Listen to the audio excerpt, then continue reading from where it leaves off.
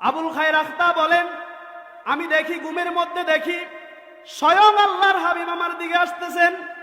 ডানে সিদ্দিকে আকবর, বামে হযরত ওমর, হযরত আলী দৌড়িয়ে আসতেছেন। ফাহাররাকানি আলিয়ুন ফাকালাকুম কদ জাআ রাসূলুল্লাহ। হযরত আলী এসে আমাকে এক ধাক্কা দিয়ে বলল, দাঁড়া, আল্লাহর হাবিব এসেছে। আমি দাঁড়িয়ে গেলাম। ইসলামের মূলেতে যিনি আমার নবীজি তিনি, আশেকেরি জানের জান নয়নের মনি, আশেকেরি জানের জান নয়নের মনি। ওরে খোদা যাহার ইশকে মুজে, খোদা যাহার ইশকে মুজে হইয়াছে বানা বানা, আমি সেই নবীর মাস্তানা। হযরত হালিমা রাদিয়াল্লাহু তাআলা আনহা এসে বলল, হে আমেনা, তুমি কয়টা শিশু দেখেছ? আমরা আরবের শিশু লালন পালন করা আমাদের দায়িত্ব, আমাদের কাজ। কত শিশু দেখেছি? তোমার শিশু, তোমার সন্তানের মতো এত সুন্দর সন্তান, এত সুন্দর শিশু আর কোথাও দেখি নাই। ইন্নাল্লাহা ওয়া মালাইকাতাহু ইউসাল্লুনা আলান নবী ইয়া আইয়ুহাল্লাযীনা আমানু সাল্লু আলাইহি ওয়া সাল্লিমু তাসলিমা। আল্লাহুম্মা সাল্লি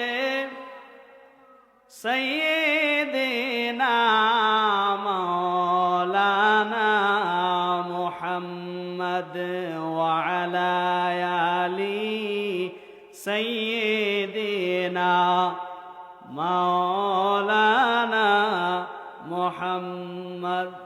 আমরা সবাই গুনাহগার গো, নবীজি আপনায় চিনলাম না,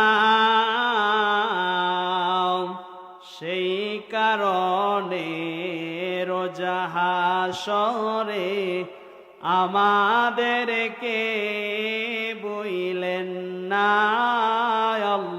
আল্লাহুম্মা সাল্লি আলা মাওলানা মুহাম্মদ ওয়া আলা আলি সাইয়্যিদিনা মাওলানা মুহাম্মদ।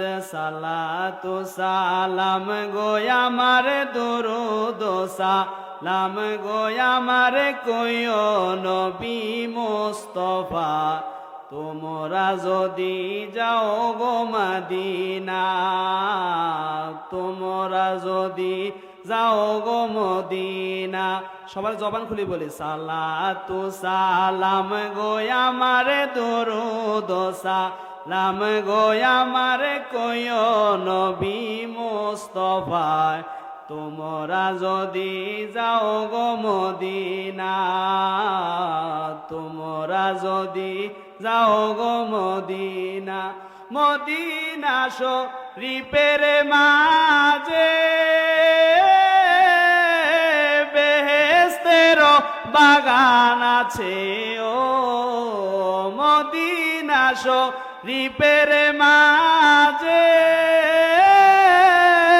বেহেশতের বাগান আছে, ও সেই বাগানে শুয়ে আছেন, সেই বাগানে শুয়ে আছেন প্যারা নবী মুস্তাফা, তোমরা যদি যাও গো মদিনা, তোমরা যদি যাও গো মদিনা। সালাতু সালাম গো আমার দো সালাম গো আমার কইও নবী মুস্তাফা, তোমরা যদি যাও গো মদিনায়, তোমরা যদি যাও গো মদিনা। মদিনার পাখো মাটি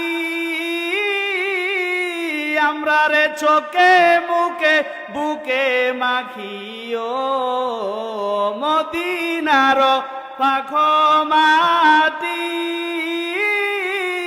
আমরার চোখে মুখে বুকে মাখিও এমন পবিত্র মাটি এমন পবিত্র মাটি আমার নবীর রওয়া যায় তোমরা যদি যাও গো মদিনা তোমরা যদি যাও গো মদিনা সালাতু সালাম গো আমার দুরুদ সালাম গো আমার কয়ো নবী মুস্তাফায় তোমরা যদি যাও গো মদিনায় তোমরা যদি যাও গো মদিনায় সুদূর বাংলাদেশে বসি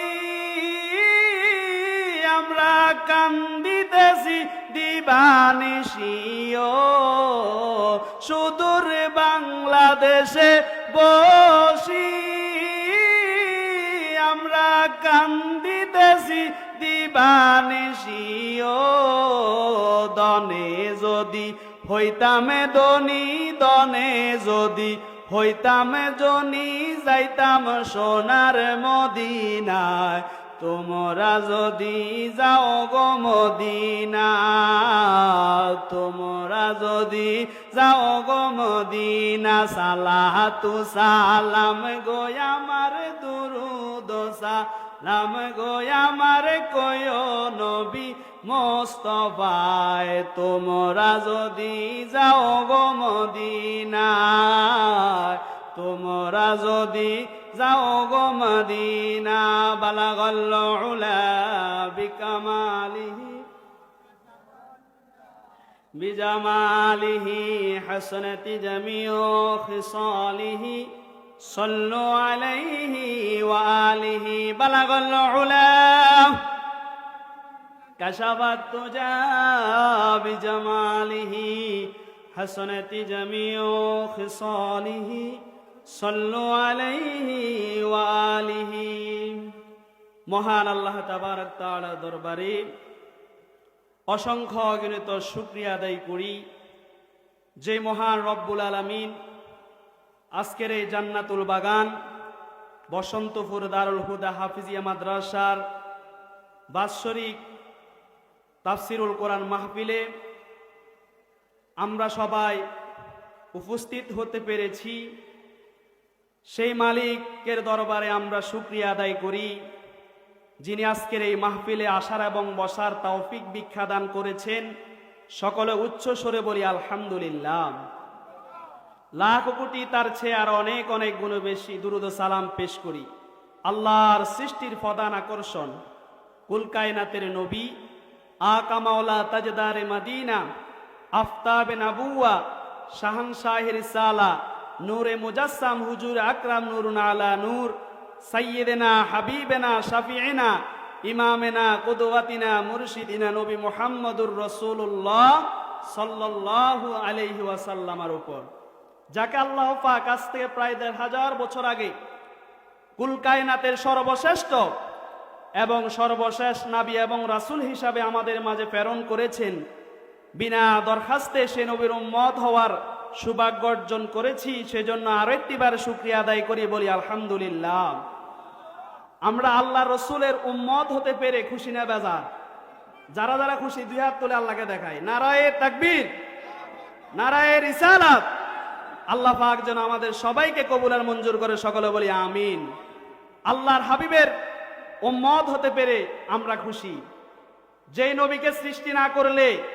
আল্লাহ পাক দুনিয়ার কিছুই সৃষ্টি করতেন না আমরা এমন একজন নবীর উম্মত হতে পেরেছি যে নবীর উম্মত হওয়ার জন্য যুগে যুগে বাবা আদম থেকে ঈসা পর্যন্ত যত নবী এসেছে তাদেরও একটা মনের আশা ছিল তারা যদি বনি ইসরাইলের জামানার নবী না হয়ে শেষ নবীর উম্মত হতে পারত তারা নিজেদেরকে ধন্য মনে করত তাহলে আমরা সেই নবীর উম্মত হতে পেরেছি সকলে আরেকবার বলি আলহামদুলিল্লাহ আমার নবীর সম্মান আল্লাহ পাক রব্বুল আলামিন বাড়িয়েছেন ওয়ারাফানা লাকা যিকরক। হাবিব, আমি আল্লাহ আপনার সম্মান জিকিরকে বুলন্দ করেছি, বলুন সুবহানাল্লাহ। আল্লাহ রাসূল সাল্লাল্লাহু আলাইহি সাল্লাম কেমন নবী, যিনি উম্মতের জন্য সর্বদা উম্মতি উম্মতি বলে পেরেশান করতে থাকেন। আল্লাহ পাক রব্বুল আলামিন প্রত্যেক মুমিন মুসলমানের অভিভাবক হলেন আল্লাহ। প্রত্যেক মুমিন মুসলমানের উম্মতের অভিভাবক হলেন আমার আপনার নবী নবী মুহাম্মদুর রাসূলুল্লাহ সাল্লাল্লাহু আলাইহি ওয়াসাল্লাম। আল্লাহ রাসূল সাল্লাল্লাহু আলাইহি সাল্লাম উম্মতের অভিভাবক, আল্লাহ পাক বান্দার অভিভাবক, রাসূল সাল্লাল্লাহু আলাইহি সাল্লাম উম্মতের অভিভাবক।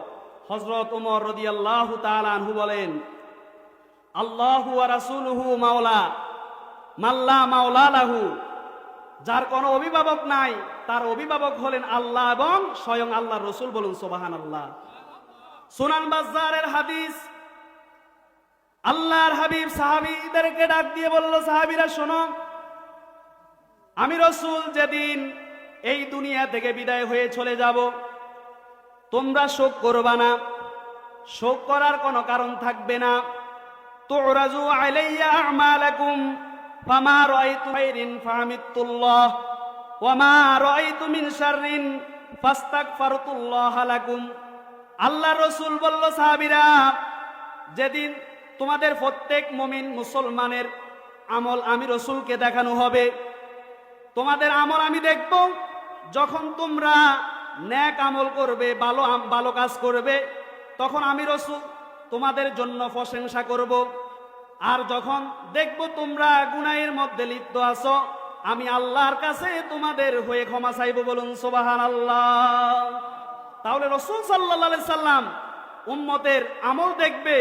যদি আমি আপনি ভালো কাজ করি, ভালো আমল করি, রাসূল সাল্লাল্লাহু আলাইহি সাল্লাম সেই আমল দেখে আল্লাহর কাছে প্রশংসা করবে। আর যখন দেখবে ওই উম্মত গুনাহের মধ্যে লিপ্ত আছে, তখন আল্লাহ রাসূল বলে, আমি ওই উম্মতের জন্য আমি রাসূল ক্ষমা চাইব, বলুন সুবহানাল্লাহ। তাহলে রাসূল সাল্লাল্লাহু আলাইহি সাল্লাম উম্মতের অভিভাবকত্ব এক মুহূর্তের জন্য ছাড়েন নাই। মুসা আলাইহিস সালাম দুনিয়া থেকে বিদায় হয়ে চলে গেছেন, তার অভিভাবকত্ব, উম্মতের অভিভাবকত্ব আর রাখেন নাই। ঈসা রুহুল্লাহ আসমানে উঠে গেছেন, তার উম্মতের অভিভাবকত্ব আর রাখেন নাই। কিন্তু ১৫০০ বছর আগে আল্লাহর হাবিব সাল্লাল্লাহু আলাইহি সাল্লাম জান্নাতুল ফেরদাউস রওজা মুবারকে বিশ্রাম নিয়েছে, কিন্তু এখনো পর্যন্ত সর্বদা উম্মতের অভিভাবকত্ব হিসাবে রাসূল সাল্লাল্লাহু আলাইহি সাল্লাম জান্নাতুল ফেরদাউসে আছে, বলুন সুবহানাল্লাহ। কিতাবের ভিতরে ঘটনা এসেছে, আবুল খায়ের আখতা রহমাতুল্লাহ আলাইহি বলেন, তিনি হজ করতে গেলেন। হজ করতে গিয়ে মদিনাতুল মুনাওয়ারায় গেলেন। ফাকামতু বিল মাদিনাতিল মুনাওয়ারাতি খামসাতা আইয়ামিন মা যুক্তু যাওয়াকা। আবুল খায়ের আখতা বলেন, আমি আল্লাহর হাবিবের নূরের শহর মদিনাতুল মুনাওয়ারায় 5 দিন থাকলাম। আমার কাছে কোনো টাকা পয়সা ছিল না, আমি 5 দিন আমার জিহ্বায় কোনো খাদ্য দিতে পারি নাই। পরিশেষে তিনি আল্লাহর হাবিবের জান্নাতুল ফেরদাউস রওজা মুবারকের সামনে চলে গেলেন। আল্লাহর হাবিবের কদমের সামনে দাঁড়িয়ে বলল, আনা দয়ফুকা ইয়া রাসূলুল্লাহ। হে আল্লাহর হাবিব, আমি আপনার নগণ্য একজন মেহমান। আজকে 5 দিন হয়ে গেল মদিনা মুনাওয়ারায়, আমি আমার জিহ্বায় কোনো খাবার দিতে পারি নাই। তিনি রোনা জারি করে আল্লাহর হাবিবের জান্নাতুল ফেরদাউস রওজা মুবারকের পিছনে গুবাই গেলেন। আবুল খায়ের আখতা বলেন, আমি দেখি, ঘুমের মধ্যে দেখি স্বয়ং আল্লাহর হাবিব আমার দিকে আসতেছেন। ডানে সিদ্দিক আকবর, বামে হযরত ওমর, হযরত আলী দৌড়িয়ে আসতেছেন। ফাহাররাকানি আলিয়ুন ফাকালাকুম কদ জাআ রাসূলুল্লাহ। হযরত আলী এসে আমাকে এক ধাক্কা দিয়ে বলল, দাঁড়া, আল্লাহর হাবিব এসেছে। আমি দাঁড়িয়ে গেলাম। রাসূল সাল্লাল্লাহু আলাইহি সাল্লাম এসে আমার হাতে একখানা রুটি দিলেন। আমি ওই রুটি খেতে লাগলাম। এমন স্বাদের রুটি জীবনে খাই নাই, এমন সুন্দর গ্রান রুটি কখনো শুনি নাই। আবুল খায়ের আখতা বলেন, অর্ধেক রুটি খাওয়ার পরে আমার ঘুম ভেঙে গেল। ঘুম ভাঙার পরে দেখি, চোখ খুলে দেখি রাসূলুল্লাহর দেওয়া রুটির অর্ধেক রুটি তখনও আমার হাতে রয়ে গেছে। বলুন সুবহানাল্লাহ। মদিনা দিলওয়ালাদের আস্তানা, ইমানদারের ঠিকানা, আমি মদিনার মাস্তানা, আমি মদিনার মাস্তানা। সেথায় দিল দেখিয়া প্রেম দিতাছে, দিল দেখিয়া প্রেম দিতাছে আল্লাহর হাবিবেক জনা, আমি মদিনার মাস্তানা। মদিনা দিলওয়ালাদের আস্তানা, ইমানদারের ঠিকানা, আমি মদিনার মাস্তানা, আমি মদিনার মাস্তানা। ইসলামের মূলেতে যিনি আমার নবীজি তিনি, আশেকেরি জানের জান নয়নের মনি, আশেকেরি জানের জান নয়নের মনি।